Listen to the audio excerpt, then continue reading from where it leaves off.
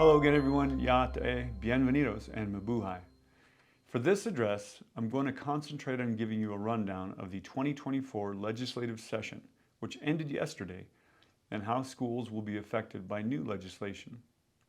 One important bill that passed was the graduation requirements for high school students in House Bill 171. This legislation doesn't affect current high school students, but it changes the graduation requirements for students who will enter the 9th grade in the 2025-2026 school year. This bill establishes expectations for minimum graduation requirements and encourages schools to make courses and programs of study available that allow students to pursue a range of post-secondary and workforce opportunities. The bill requires students to prepare an interim next step plan and a final next step plan.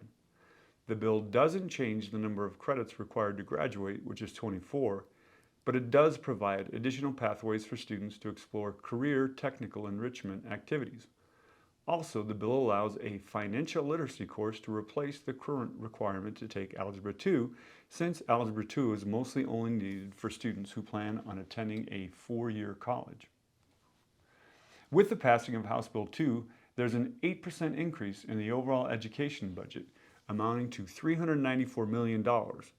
There is also a $201 million or 5.1% increase to the SEG, which is the State Equalization Guarantee, which funds 90% of our operational money and is based on the dollar amount per student. Although this is an $88 million increase over the LFC recommendation, it is $372 million less than the agency request. There are some wins and losses from this year's legislative session.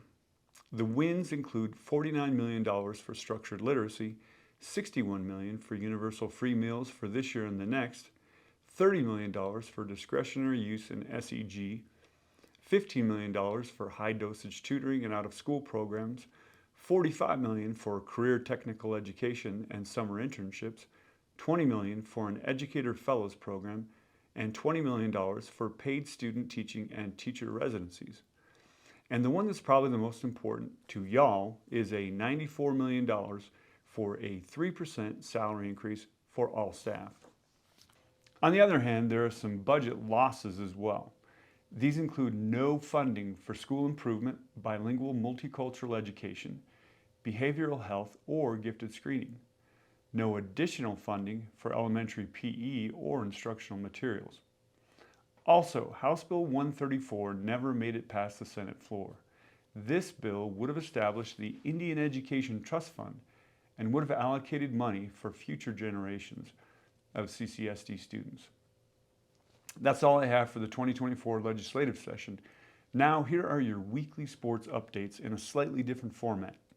Let's start with wrestling. This past weekend, the girls wrestling regionals happened in Santa Fe. KCHS had 3 female wrestlers who qualified for the state wrestling tournament. Shiprock High School had 2 female wrestlers who qualified for the state wrestling tournament. The boys wrestling teams have regionals this Friday and Saturday at Moriarty High School. The state tournament for wrestling will be held in the Rio Rancho Event Center in Rio Rancho on the weekend of February 23rd and 24th. On to basketball. Tonight, the Lady Chieftains will host Mayamura. The Lady Skyhawks will host Tehachapi, and the Lady Broncos will host Bloomfield. Tomorrow, the Lady Skyhawks will travel to Crown Point, the Shiprock boys basketball team will travel to Mayamura, and the Kirtland boys basketball team will travel to Bloomfield.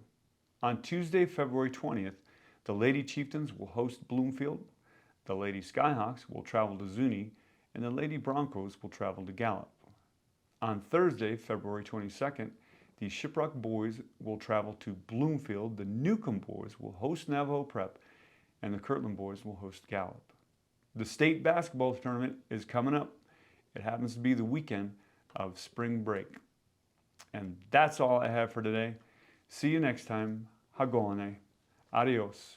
Paalam.